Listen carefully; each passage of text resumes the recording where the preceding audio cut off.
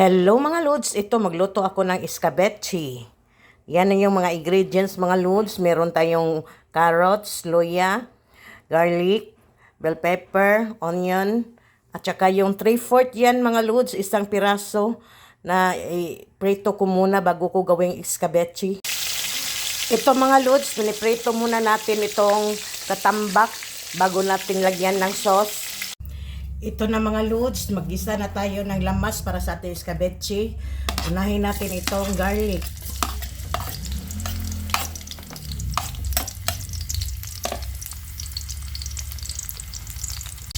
Ito, mabango na ang garlic. Isunod natin yung luya.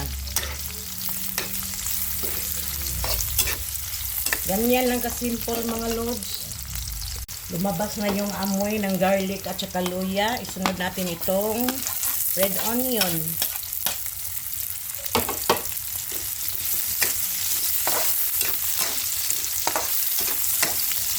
Ano lang yan mga lods, hindi natin masyadong i-brown yung mga sahog.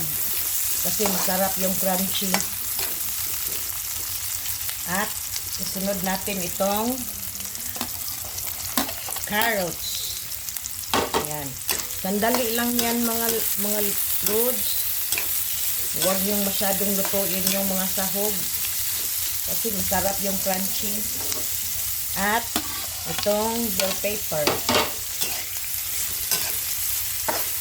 At timplahan natin yan mga lods. Maglagay tayo ng black pepper. Yan. Suka. White sugar. White sugar. Vinegar. Ito, toyo, patis.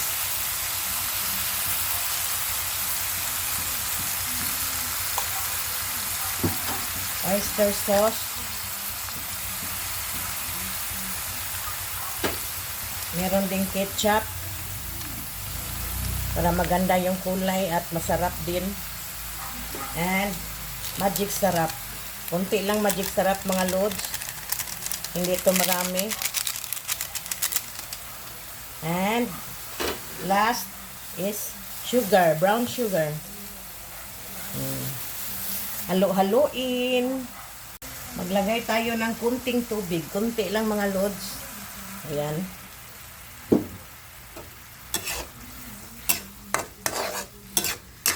At antayin natin kumulo at ilagay yung isda.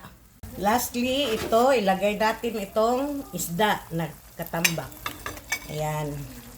Mga 5 minutes lang yan mga lods. Tapos okay na.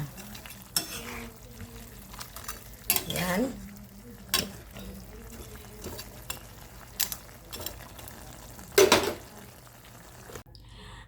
Ayan na, luto ng aking escabeche.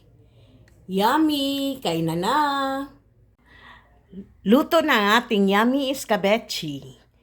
Kain na.